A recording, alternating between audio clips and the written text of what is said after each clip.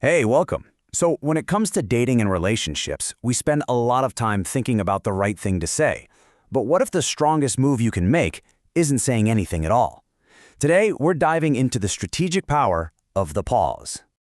Now, this is part of our special Parashat and relationship series, and it's all based on the fantastic insights of Coach Mazal Klein. We're going to break down a technique that can, believe it or not, completely shift the dynamic in those critical moments where one wrong word could sink the whole thing.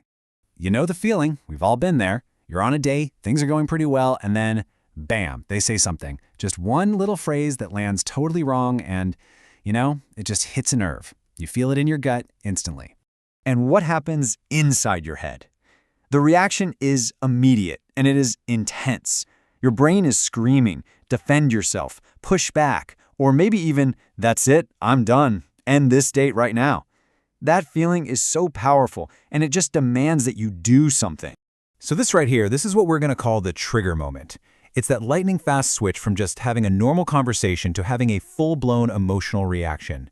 And honestly, our first instincts in this exact moment, they often get us into a whole lot of trouble. Yeah, that knee-jerk impulse is always to fire back immediately, right? To explain why they're wrong, to defend your honor, to set the record straight. But hang on, what if the most powerful move isn't a move at all? What if there's a totally different option on the table? Well, that other option is the power of the pause. And this is where we find this incredible chance to shift the entire feel of the conversation just by making a conscious choice to do, well, nothing for just a second. So what does this pause actually look like? It's not complicated. It's really just three simple but very deliberate actions. First, you just stop. Physically, mentally, you stop. Then you choose silence. And finally, you just take a breath. It sounds so easy, but in the heat of that trigger moment, it takes some serious willpower. Now, this is absolutely crucial to understand. This silence is not weakness. It's not that you're frozen or you've got nothing to say. No, it's the total opposite. This is you taking back control. This is you choosing how and when you're going to respond. Okay, that all sounds great in theory, right? But what does this really look like when you're sitting across from someone and you feel that emotional sting? Let's walk through a couple of real-world scenarios. Okay, scenario one. Picture this. You're on a date. Maybe it's a first or second one. You're still kind of feeling each other out, and then, out of nowhere, your date says something that could easily just derail the whole night. Oof, yeah. That one stings. It feels like a punch to the gut, like instant rejection. And that immediate temptation is to react to that feeling of being hurt, to lash out. So let's look at the two paths here. The impulsive reaction, getting defensive. What do you mean by that? Then why did you even agree to meet me? But with the pause, you just stop.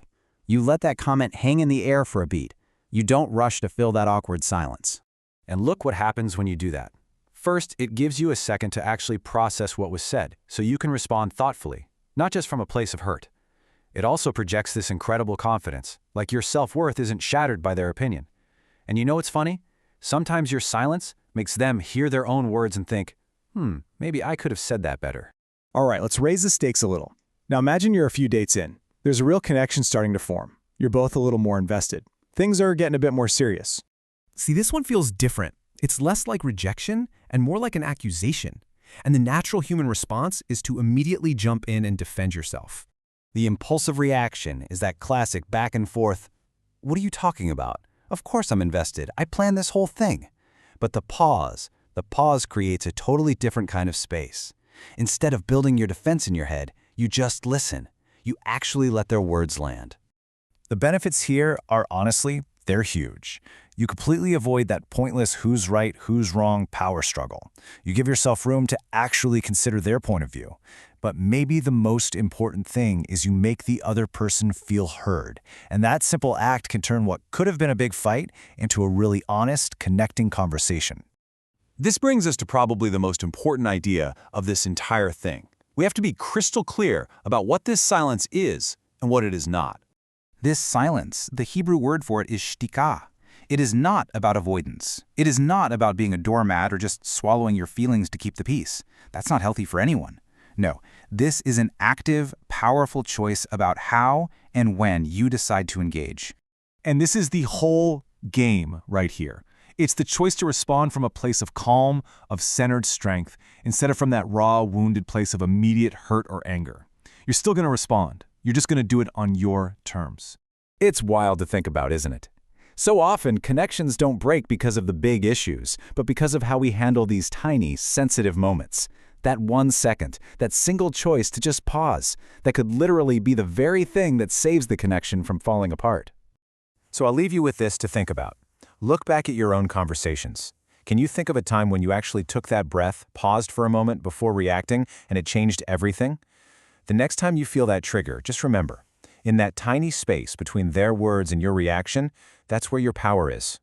If this really resonates with you and you want to go deeper, you are totally invited to get in touch with Mazal Klein. She's a fantastic coach for marriage and happy relationships, and she helps couples build closer communication. You can reach her at 052-328-6037. Thanks for letting us explain this to you.